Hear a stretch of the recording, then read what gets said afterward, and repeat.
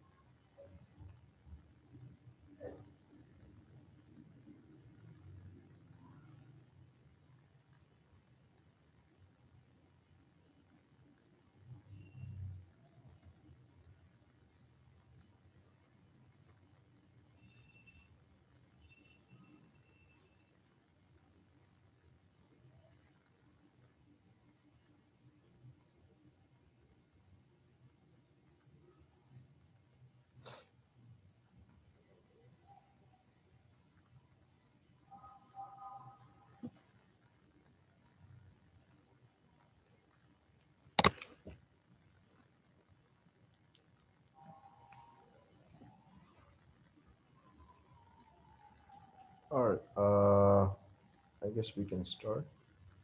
अगर वो नहीं आ रही, she can catch up. तो अच्छा थिंग is कि like जब दूसरों का आंसर शेयर हो you can still like I guess like एक ही ग्रुप में आंसर शेयर हो रहा है yeah I don't know answer कहाँ शेयर I think ग्रुप में शेयर हुआ है so like what you guys can do is like keep each other's answers safe as a template so that you can have an idea how to like answer effectively um alright तो जो I think I closed it जो हलीमा का जो homework इसने submit किया था right where she had to tell me similarity and differences between Beck and Seligman's theory. Every single point was right. You know, like Seligman, yeah, similarity differences. She told कि दोनों cognitive किस तरह हैं, and then instead of leaving it as it is कि दोनों cognitive है, she went on further to explain how is Beck cognitive and Seligman cognitive. So like that's a good approach how she's taking care of the explanation as well. Also, like I think it's a good idea to like have similarities, एक साथ similarity, then difference. Makes it easier for the examiner to check your paper. All right. Again, nature nurture के अंदर she explained how is दोनों siding with nurture debate. Difference के अंदर जो है ठीक है ना कि like Beck की theory है बिल्कुल अलग है thoughts के ऊपर काम कर Seligman कुछ external factors की बात करता है तो but I feel Halima kind of made a mistake over here कि यहाँ पे ये आखिरी पैराग्राफ है कि सेलिगमैन का पूरा एक्सपेरिमेंट था बैक का एक्सपेरिमेंट नहीं है So basically, the point that she's trying to make is that Seligman is more credible.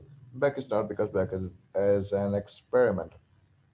Well, uh, ठीक है, and she quoted an experiment. Seligman could prove that Seligman has an experiment, and the mistake that she made was like she didn't specify Seligman का कौन सा experiment. Like yeah, in your course book, तो वहाँ पर सिर्फ एक ही experiment Seligman का, but in real life there's so many Seligman experiment. So बहुत सारे again. So which one are you referencing? So pointer for you guys, अगर तुमने आगे जाके कोई ना कोई experiment या research quote करना है, make sure like you guys include the क्या कहते हैं year and name. For example, Seligman et al. 1988. So if you mention that, so people will kind of understand which research are you referring to. Otherwise, it's क्या कहते हैं reference के अलावा like I guess everything makes sense. So like only the reference part was missing. So if that's clear, then we're gonna move on to our next cause of depression, the biological approach जो रहता था, that was left. All right. So oruc is like gonna so oruc is of the biological approach, more specifically genetic explanation. So oruc kind of wants to understand whether there is a genetic linkage between depression, as in like if you are depressed, were your mom and dad depressed, or are your brothers and sisters depressed? So is there a genetic linkage or not? To find that out, oruc takes kind of like 42 people of bipolar disorder, 17 male, 25 female, and 40 people who are not bipolar. So it was a mash pair design. Uh, if you guys don't like, I hope you guys don't understand what smash pair design. If you guys don't know it, like you can type it here so that I can explain. Otherwise, I'll move on. It's a mash pair design because like the only difference between two group was this was bipolar, this was not. I have a chat request.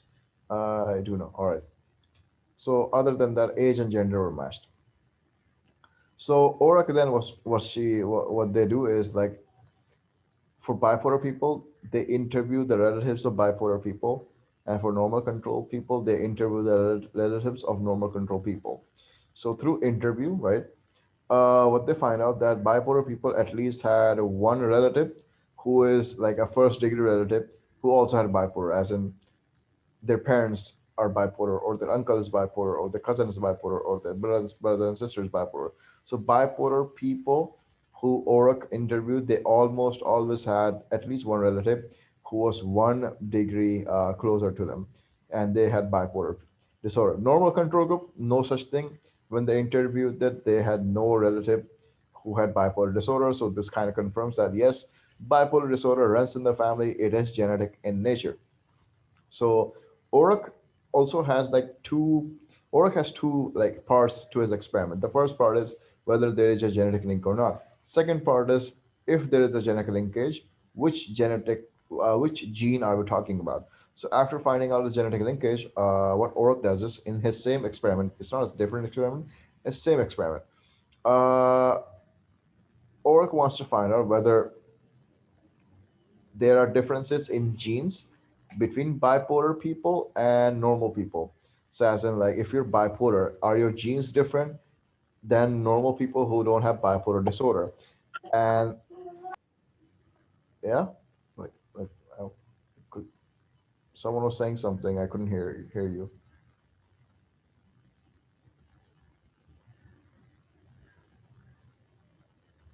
Uh, okay, all right. So, like, or wants to find out whether there is a genetic linkage between bipolar and non-bipolar people, and what gene are they studying? They're going to study the 5-HTT gene. So you're supposed to remember this gene specifically because you are supposed to name it. If you don't name the gene, if you write gene, you won't get marked. So, ORAC, 5-HTT gene, different in bipolar people and normal people, or are they the same? So again, ORAC studies their 5-HTT and studies their 5-HTT and compares the 5-HTT with each other. Uh, Turns out the 5-HTT gene is the same here and over here as well. There's no difference in the 5-HTT gene between bipolar people and normal people. The gene is the same. So oruc then has a problem. So there's a problem that genes are same. So what's the cause of bipolar disorder? Oruc does something else. Instead of comparing normal people with bipolar people, oruc does something else. Oruc compares gender to gender. What oruc does is compares females with males. So now what oruc does is takes normal males and bipolar males and combines them into one group. So it's like an entire group of males. Takes females, normal males, females, bipolar females, combine them into one group. So you have a giant group of females now. So it's like females versus males.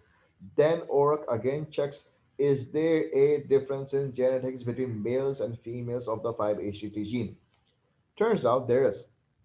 So on basis of gender, the 5-HTT gene is expressed differently in males and is expressed differently in females. So then or kind of reached the conclusion yet that the different expression of gene in the females of 5-HTT could explain why females have higher chances to develop bipolar disorder than males.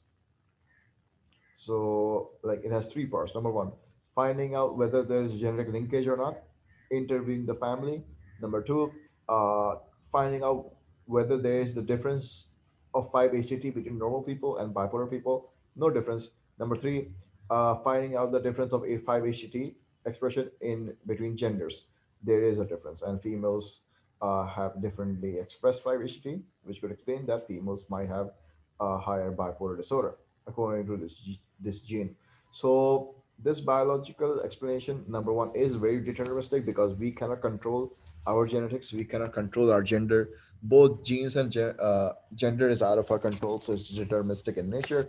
Nature nurture debate is completely nature because genetics and gender are something that is innate and we don't acquire it after our birth. We don't learn it basically. It's like innate. Um, Reductionist is completely reductionist because OROC is completely ignoring all the other factors of cognition, whatever, focusing solely on the biological aspect, specifically the genetic aspect, specifically the 5-HTT aspect, and nothing else. Individual situational, completely individual because it's the individual's genes that causing bipolar disorder according to OROC, not the situation. So no role of situation over here. Um, Also, you can kind of include culture bias as well because this research is not culture bias in the sense that 5-HTT gene is like genes are not affected by culture because they're genes, right? Uh, so you could argue that ORAC study is not culture bias because ORAC studies the 5-HTT gene and genetics are not influenced by cultural differences. So hence ORAC study is not culture bias. Um, but you can also argue that it is culture bias because the sample was from Czech Republic, if I'm correct. It was a European country, so sorry, Croatia. So there could be a problem of like like generalizability as well. So ORAC itself is different from Beck and Sullivan because ORAC is an entire experiment. There's no theory in ORAC. It's like a straightforward experiment. So you can talk about generalizability as well, validity as well. There is validity because there's no way you can like kind of fake your genes. So it is highly valid, but you may fake things in the interview. So because of interview, demand characteristics may apply, but because of genetics, uh, internal validity is increased. Is it reliable? Well, in the sense, yes, because the manner you study a person's genes, right? If you have 5-HTT, I have 5-HTT, our genes would be studied the same way because it's everyone 5-HTT is being studied. So that's why it's reliable because the method we use to study 5-HTT gene is going to be similar for every single participant. So that's it for ORAC. Like, are there any confusions or like is everything clear?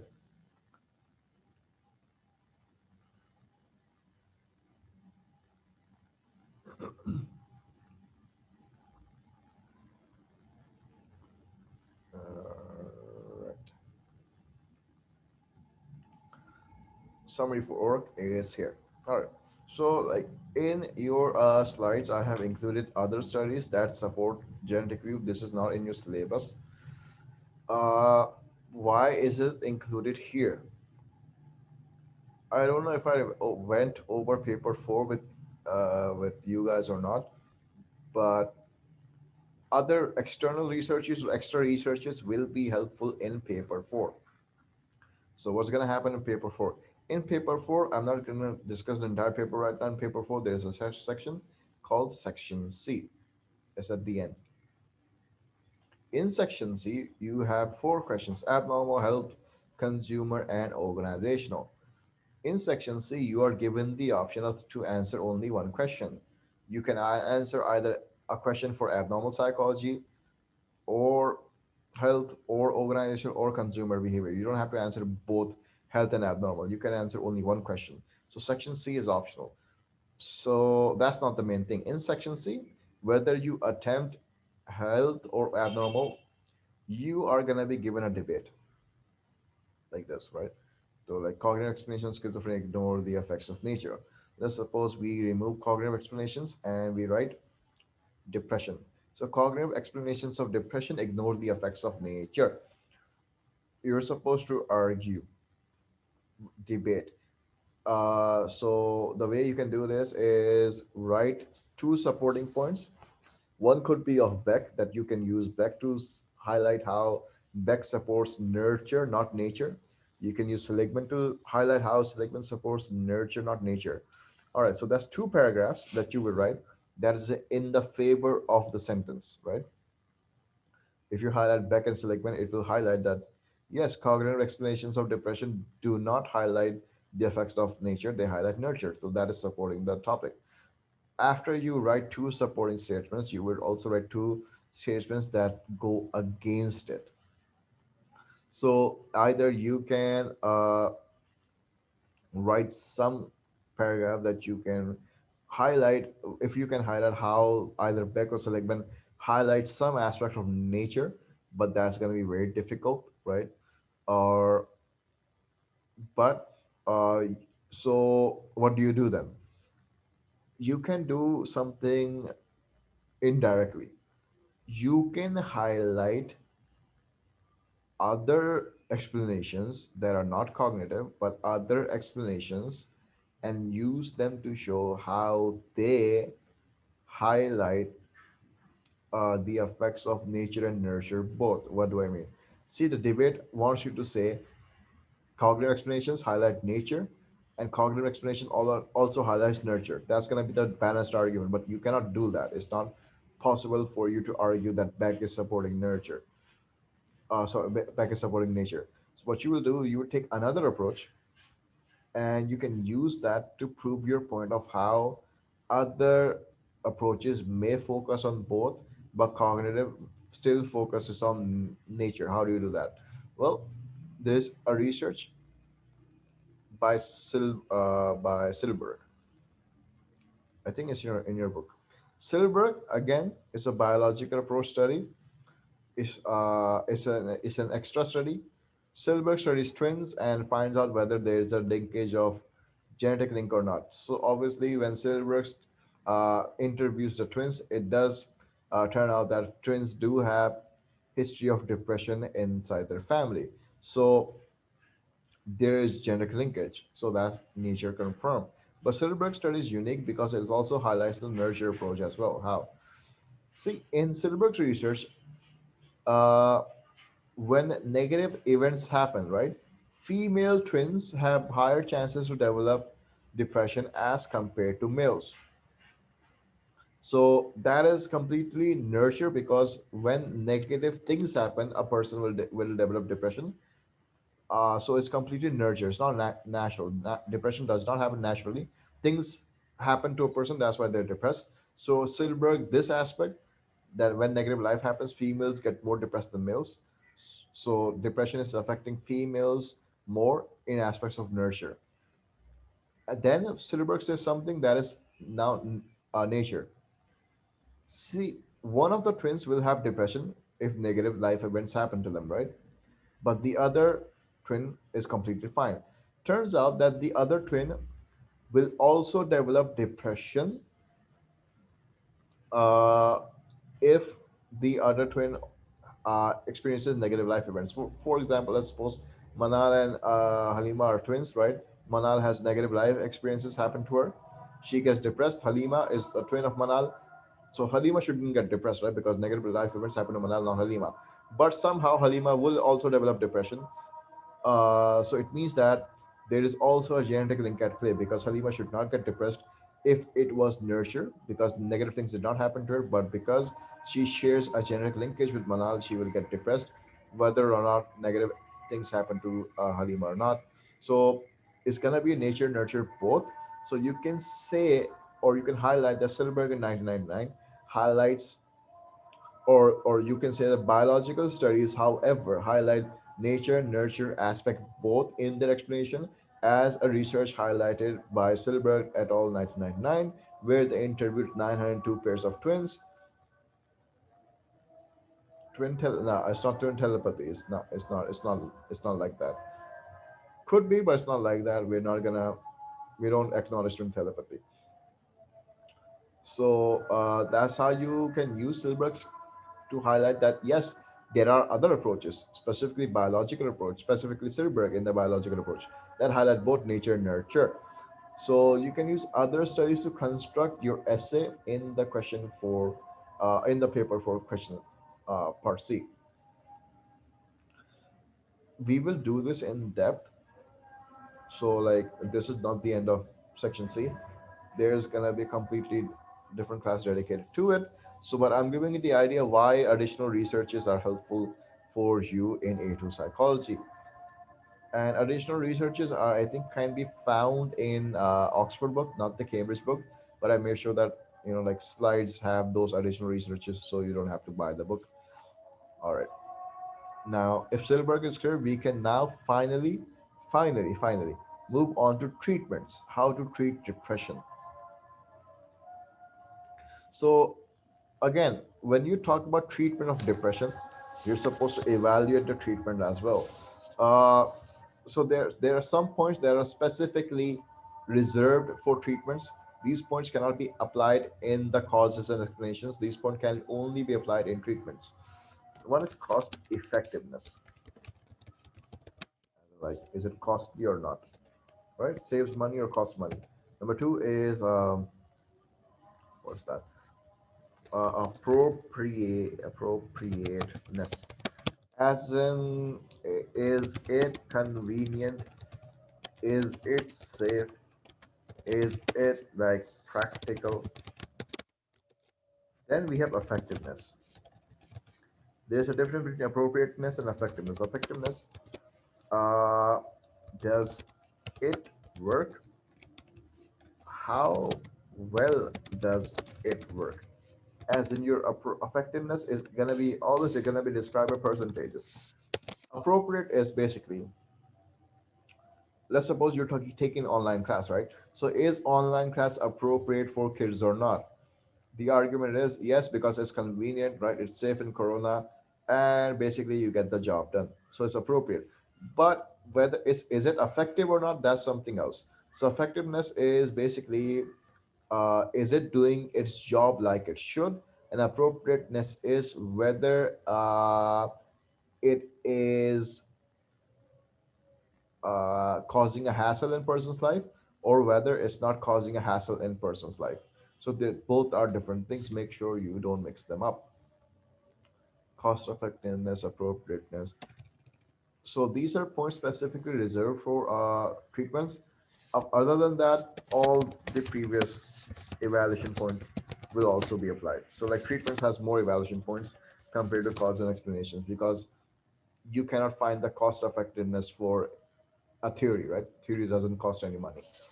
So now let's talk about the first treatment of depression. How do you treat depression? Cure depression. Question for you guys: are you both bio students, medical students? No. Have you ever studied bio? Any bit of I bio? started back in eighth grade, I think, but not since then. Like if like the diagram that you see in front of you now, like this diagram, like is it confusing, or you guys know what this is? I'm guessing it's a nerve. It's a like a nerve. What do you call nerve cell or something? I'm not sure because I haven't studied this. All right. All right, so that's fine. That's fine. That's fine. Now we're gonna study biological treatments for depression, specifically biochemical treatment for depression. When I say biochemical, your automatic responses will be drugs because drugs are chemicals that act on your biology. So biochemical. So there's three type of drugs in depression that we use, and you're supposed to understand how all three of them work differently. The first group is known as the SSRI.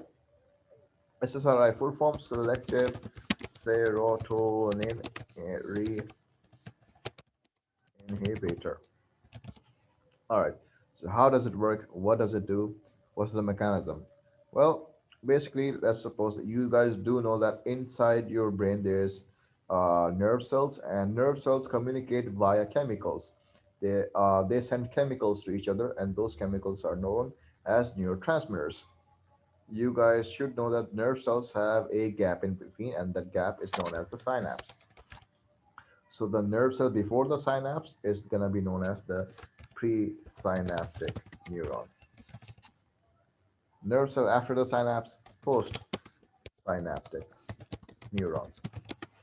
Makes sense? Synapse in the middle, neuron over here, neuron over here. All right, so the brain needs to communicate, sorry, the nerve cells need to communicate with each other, and they use chemicals to communicate with each other. One of those chemicals happen to be serotonin. Serotonin is responsible to keep you happy. So the way it works is basically your neurons are gonna have a very specific area on them known as the receptors. So like this is receptors.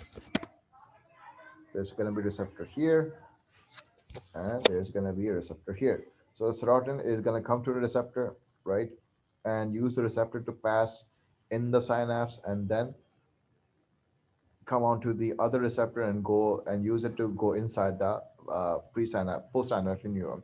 Think of receptor as a door. So like receptors are the doors to chemicals.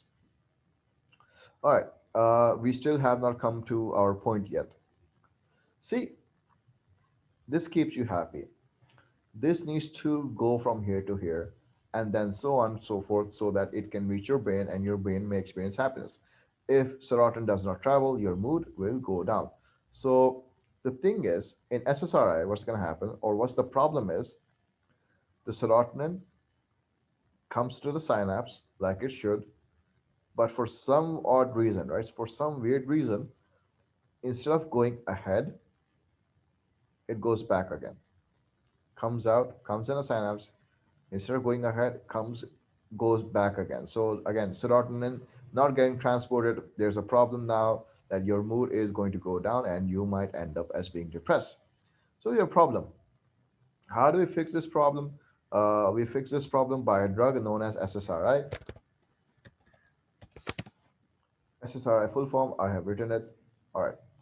So SSRI, what's it gonna do is once serotonin is over here, right, in the synapse, SSRI is gonna block the receptor in the presynaptic neuron. Now serotonin cannot go back. It has no choice but to go forward, and that's how you ensure the serotonin does not come back. So SSRI full form, if you think about it, makes sense. It's only all right. So SSRI is only going to stop serotonin from coming back, right? Uh, let's suppose if we talk about other brain chemicals such as dopamine. So like this will not stop dopamine. Dopamine can do whatever it likes. SSRI is only there to stop serotonin from coming back. So it's very, very selective about who it stops. So selective, who does it stop? Serotonin. So selective serotonin. What does it stop about serotonin from going back? So reuptake inhibitor. So that's what the main name is. Only acting on serotonin to stop it from coming back. And that's how SSRI works. Uh, so what you're supposed to say is SSRI block the receptor of the presynaptic neuron so that the serotonin does not get reuptaken by the presynaptic neuron, so that the serotonin may then pass on to the postsynaptic neuron.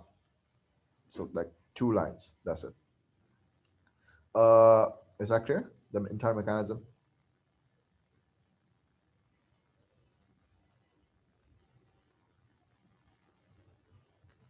All right. Uh, so like it's like antidepressants, right? So I don't know if you have seen people take antidepressants, but usually it has side effects. So whatever drugs are we're gonna discuss to treat psychological disorders is always gonna have this side effects. SSRIs cause these side effects: fatigue, headache, insomnia, sleep disturbance. Your head's gonna ache, and it's gonna cause you to become tired. So that's the problem you have with SSRIs. You might put these points in appropriateness that it might not be appropriate to give people SSRIs because people who work may have these things and they may not be able to work, or basically people who do whatever may not be able to do it easily as they would because like they have these things going on with them. But is it effective or not? Does it even work? We're gonna find the answer to this by looking at the research. So you're supposed to remember the guy's name and the research. So 291 people with depression, divide them into two groups. One is given therapy and one is given SSRIs.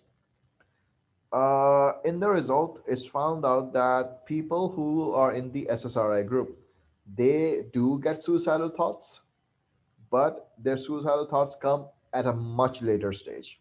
They don't tell me exactly when, but the people who are taking therapy, they also get suicidal thoughts, but their suicidal thoughts come sooner than people who are taking medicine. So basically, the conclusion is, according to this experiment or research, is that if you want to prevent people from suicidal thoughts, it's better to give them SSRIs than send them to therapy because SSRIs will prevent suicidal thoughts for a longer time as compared to therapy.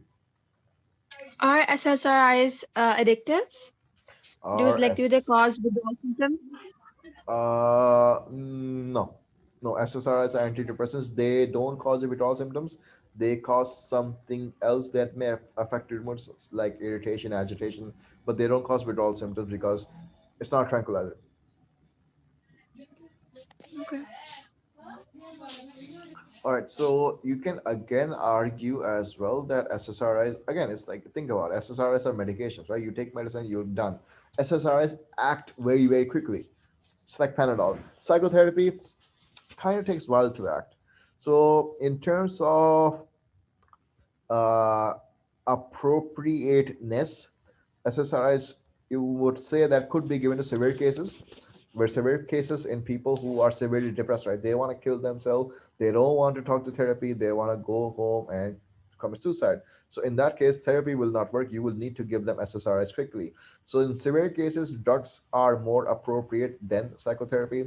Uh, but side effects decrease the appropriateness. This research shows that SSRIs are effective in delaying suicidal thoughts.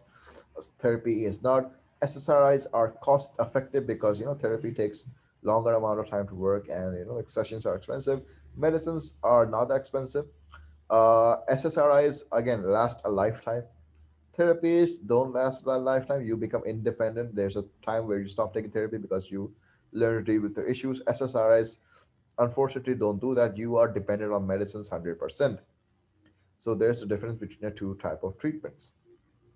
uh, all right, so we can evaluate SSRI, but we're not going to do that because we have two more medicines to discuss, and then we're going to evaluate all three of them together. So if SSRIs are clear, we're going to move on to the second medicine to treat depression.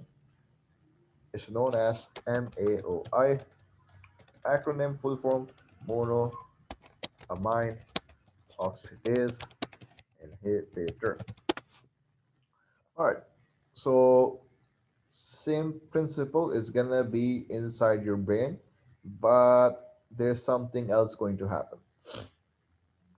All right. So over here, the problem is something else. Serotonin, dopamine.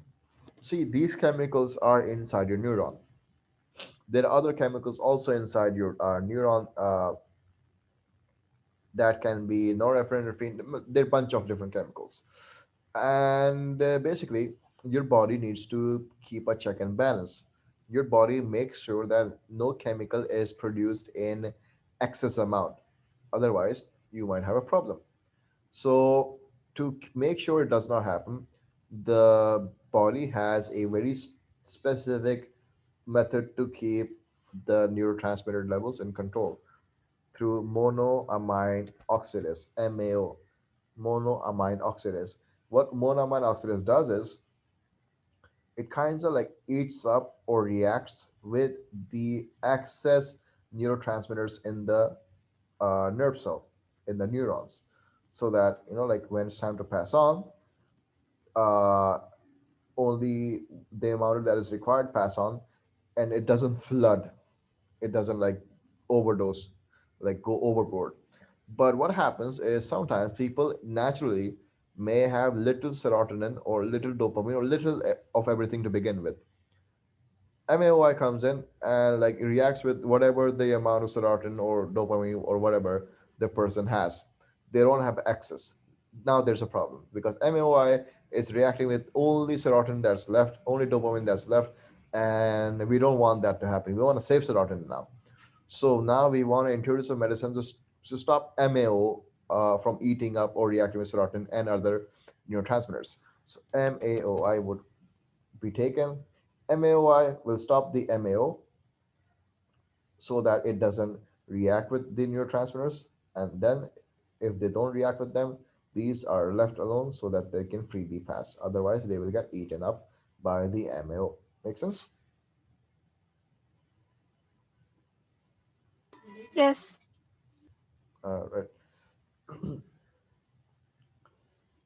So, how do we differentiate to use? All right. So that the question is, how do we differentiate what to use? Do we use MO, do we use SSRI or MAOI? Well, how do we differentiate is not in your syllabus, but basically, unfortunately, right? We start. See, if you go to a psychiatrist, right, and tell them that you have depression, he will give you a medicine that has the least side effects, first of all, right? If you get okay with that, no problem, you keep carrying it on. You keep taking it. Let's suppose he gives you SSRIs, has the least amount of side of it. If SSRIs don't work, doctor changes your medicine. So when he changes your medicine, right, sometimes he will either increase the dosage, as in you're supposed to take 500 mg, now you take 1000 mg, or he will then give you another medicine that's MAOI. MAOI, bit more dangerous, but not that fatal, has nasty side effects. If you don't get better MOI, then he'll give you another medicine. So it's basically trial and error that you do in clinical setups.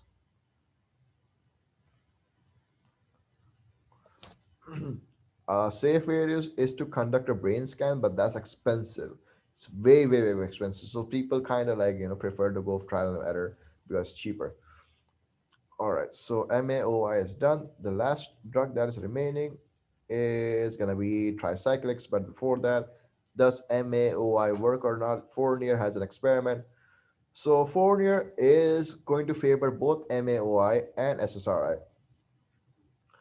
He says that people who have severe depression will benefit more from these two drugs than people who have less severe depression. That makes sense because like drugs impact severe cases more, as in you will be able to see a difference more in severe cases after they take drugs as compared to people who are less depressed. So like drugs will work in both cases, but the greater impact will be in severe cases and not in like less severe cases. So Fournier says that it's good to go, but it's better to give them in severe cases. All right, tricyclics is the third group. All right, so like if you understood what is SSRI, tricyclics would be a piece of cake. Tricyclics. Uh, tricyclics. If you remember the SSRI problem, you will understand what tricyclics is. All right, tricyclics.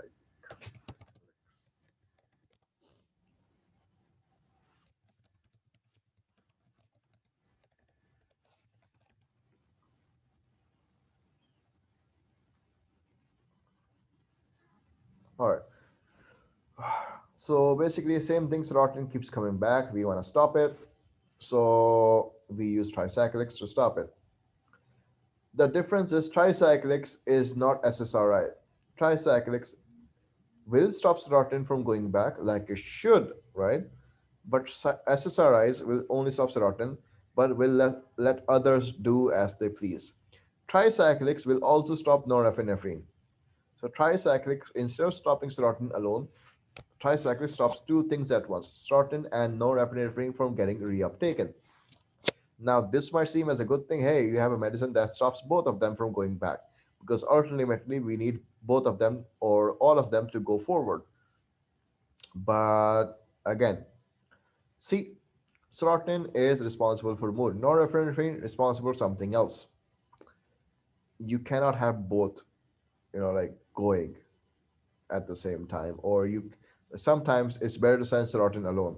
So if norepinephrine gets blocked from going back, there are going to be nasty side effects. So because it has nasty side effects, tricyclics are the least preferred antidepressants because they stop serotonin, but they also stop norepinephrine, which causes side effects. So, according to a Nakagawa study, 2008, people who were on tricyclics, right, turns out they'd stop taking their medications before they even get better. They don't like taking tricyclics because of nasty side effects. So, tricyclics are used when MAOI and SSRIs don't work. It's like the last option because of nasty side effects. So basically, tricyclics were the old antidepressants, right? Back then, you did not have any medicine to stop serotonin alone, so you had to come up with a medicine that stops serotonin. Back then, we did not have the technology to stop only serotonin, so like we also stopped norepinephrine. It was getting the job done, but we were not happy with it, so that's why we developed SSRIs.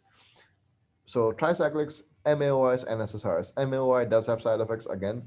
MAOI side effects are these: hypertension, dizziness, and nausea. Tricyclic side effects are much more nastier, but as you can see, SSRIs have least uh, dangerous side effects. So what are you supposed to learn from this? Basically, if you look at this, it's gonna be the complete summary of your biological treatments. So was the last option like a benzo, or was it something else? Tricyclics. Benzodiazepine is for anxiety. Okay. It's for complete different disorder. Tricyclics is Yeah. something else. What was I saying? All right. See, these are drugs for depression, unipolar depression.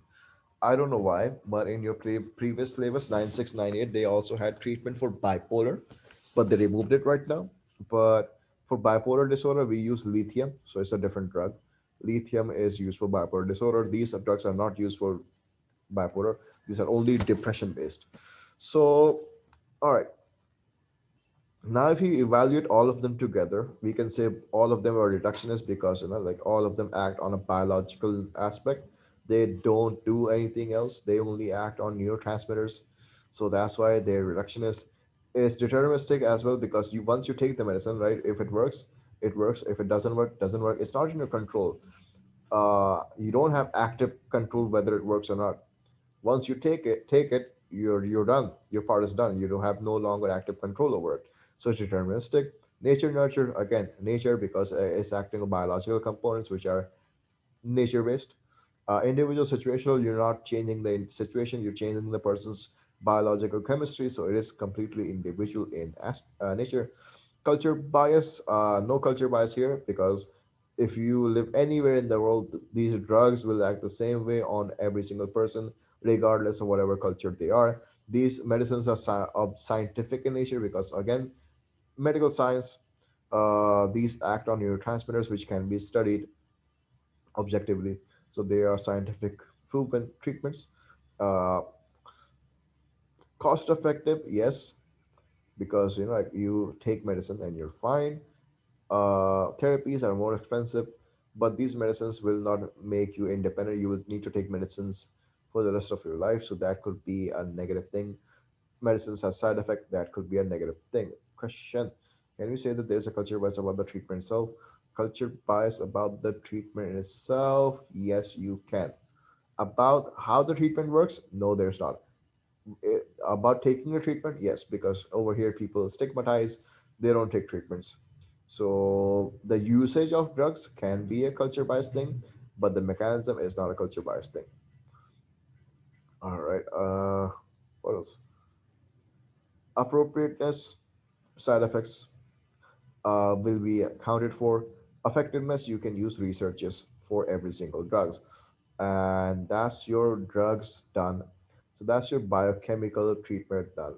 Like, are there any confusions for this?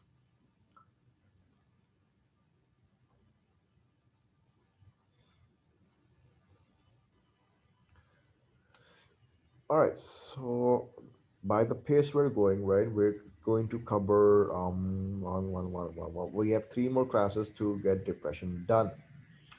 Uh, like what I want to do is like in the coming weeks, right? See, the thing is, like, think about it. If I take an hour's class, right, uh, I would have comparatively less time to discuss things in depth because like whenever we start a new class we like have to start from beginning, right? But if I have a longer amount of time to discuss things with you, I may not have to talk things that have been already been discussed or no recaps. Like I would straight dive into other points, saving time so I can quickly cover syllabus. So like I want to like convert these 1 hour classes to 1.5 hour classes. Will that be okay in the future? Yes. All right. Uh, like timings, time slots, like I would probably keep the same. Days I will probably keep the same. If changes, there are changes, I will let you know. Tomorrow is gonna be 1 hour. When will the new time slots gonna be applicable? I'm gonna let you know. At least not gonna change this week. It might change next week. Uh, all right. Once we are done, we're gonna have a quiz of depression as well. The quiz is gonna be timed because I need to time you guys because paper three and paper four is all about how you write fast as well. What is the paper gonna be based on? Paper three or paper four? We're gonna discuss that later. But please know that every single at the end of the chapters we have quiz coming in, so like you should kind of start for that. If the meeting ends in 1 minute, I will restart it because I have 1 minute left on my timer. Uh, so, is there any homework for this?